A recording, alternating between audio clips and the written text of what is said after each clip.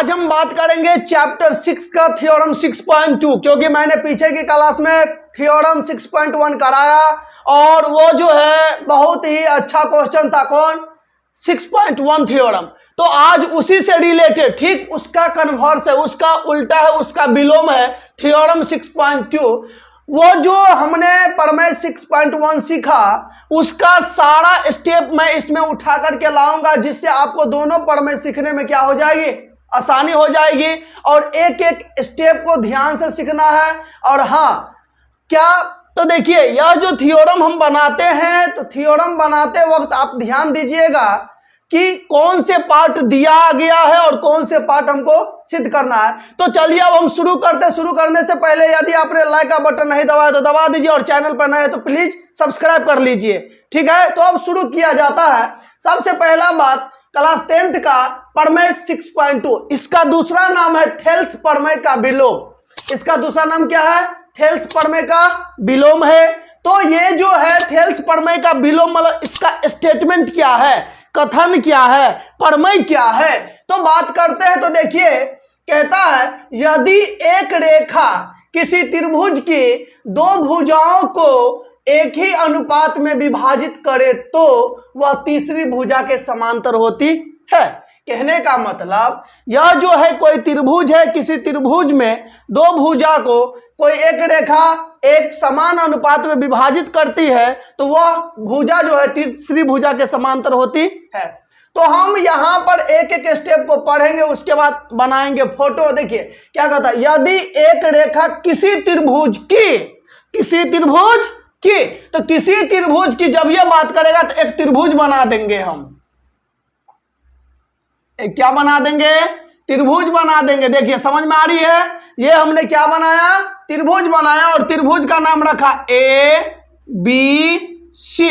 कोई दिक्कत? मैंने त्रिभुज का क्या नाम रखा? ABC रखा। फिर क्या कहता है, फिर से पढ़ता है, यदि एक रेखा किसी त्रिभुज की, ओ सर जी यह त्रिभुज है, इसका कोई एक रेखा है ना, इसको जो है त्रिभुज को कोई एक रेखा दो भुजाओं को एक ही अनुपात में विभाजित करे तो कोई एक रेखा आती है, तो मान लीजिए ऐसे, तो इस दोनों भुजा को क्या करती है, एक समान अनुपात में विभाजित करती है, तो वह तीसरी भुजा के, मतलब इस भुजा के समांतर होगी। ये प्रूफ करना है।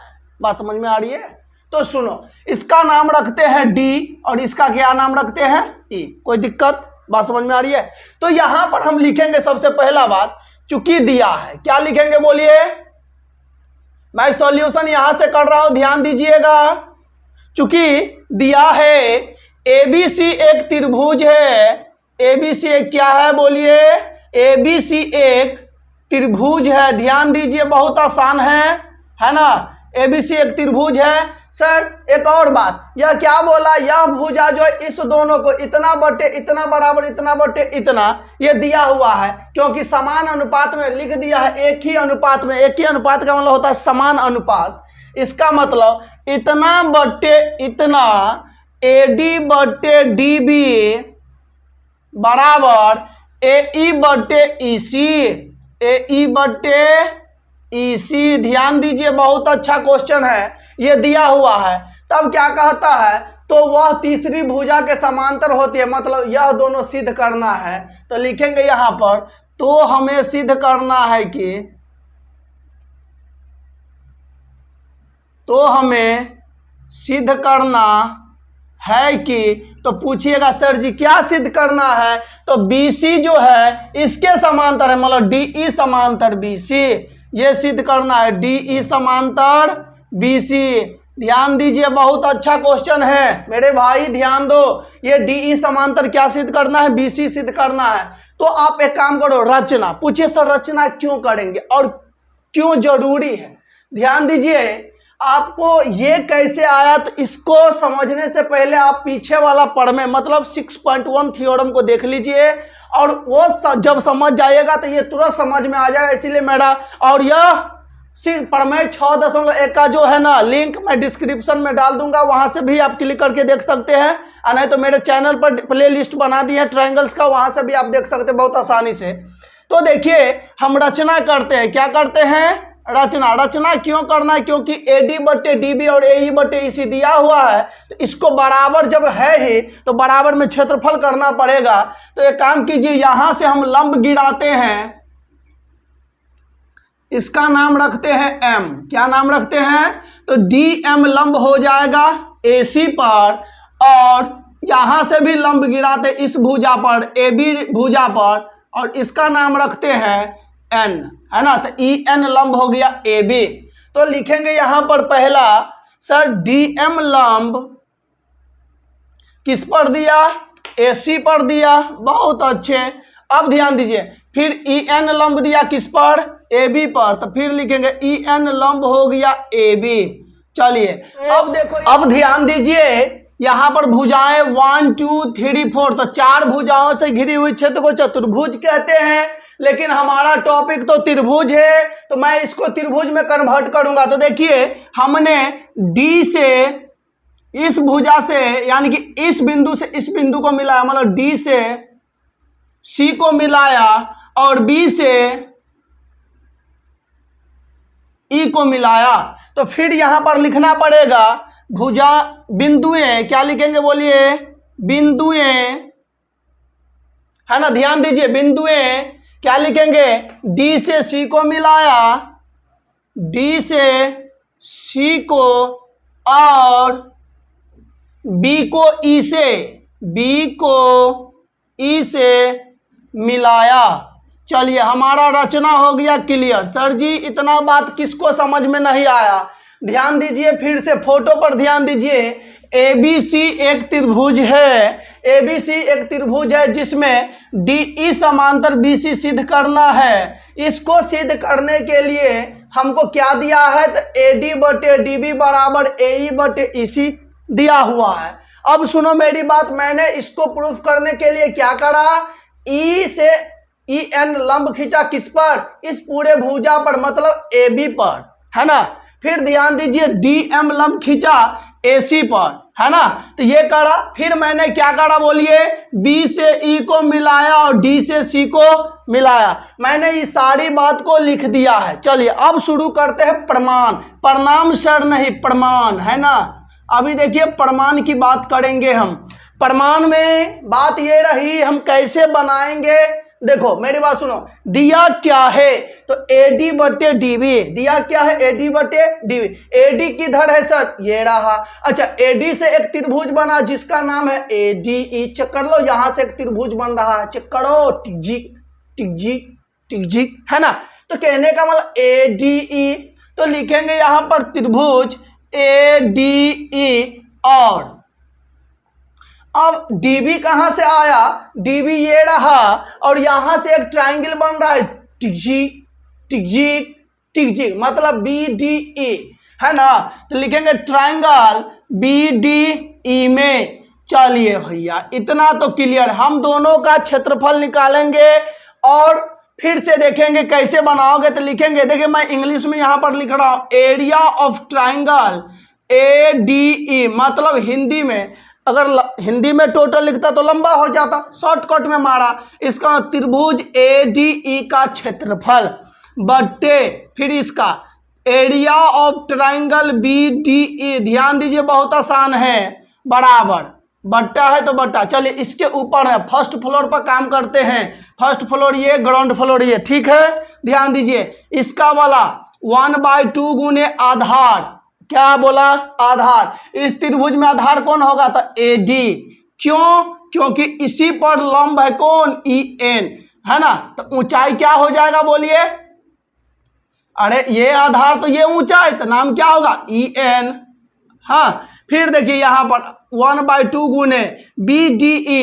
BDE इसमें आधार कौन होगा? तो DB। क्यों? क्योंकि इस पूरे रेखा पर ना ये क्या है? लंब है।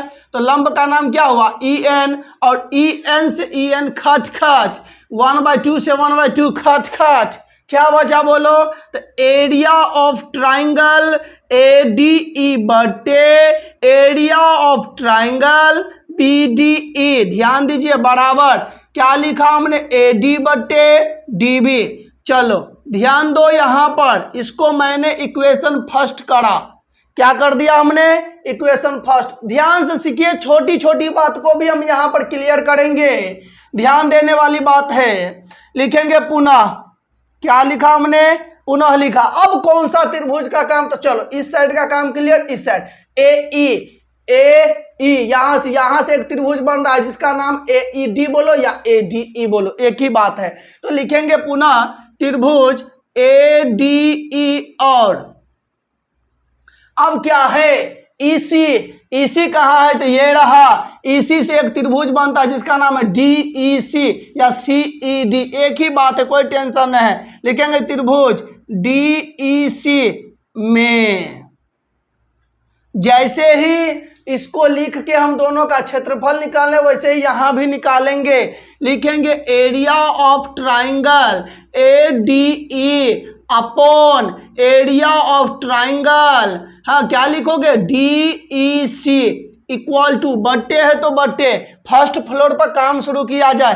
त्रिभुज का क्षेत्रफल क्या होता है, 1/2 गुने आधार गुने ऊंचाई, तो लिखेंगे 1/2 गुने आधार, आधार की वैल्यू कौन होगा, DB, सॉरी इस साइड ना, AE क्या होगा, AE गुने, अब इस पर ऊंचाई कौन है, तो DM, कौन है, DM। चलिए फिर यहां पर 1/2 गुने, अच्छा AE हो गया यहां पर, तो यहां पर इस त्रिभुज में कौन होगा, तो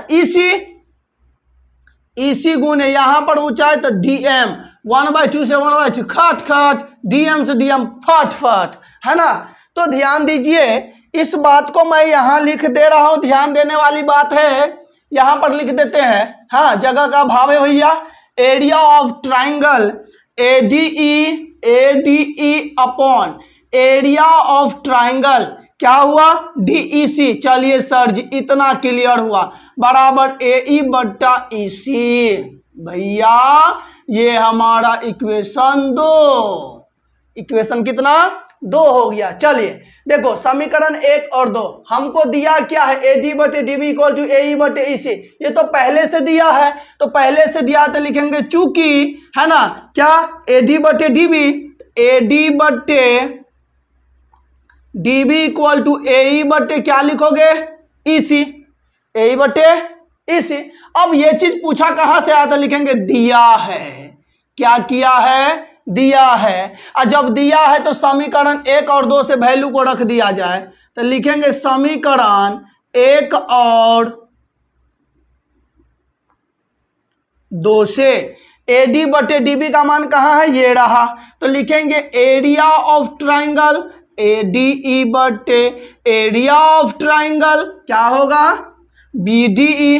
चलिए BDE बराबर, इसका वैल्यू यहां से रखा, इसका वैल्यू यहां से रखो, एरिया ऑफ ट्राइंगल ADE, मजा आ गया sir ji, area of triangle DEC हो जाएगा। मेरी बात सुनो, ये सोचो गुना में है, इस हटा दो तो भागा में, तो ऊपर नीचे करता, इसीलिए यही काट दो 1 टाइम्स में, कितने टाइम्स में, 1, मतलब एक बाजी में, है ना। तो ध्यान दीजिए क्या बचा, इतना कान इतना, मतलब इतना 1 जा इतना होता है, बराबर एरिया ऑफ, इसको ऐसे गुना करोगे तो DEC।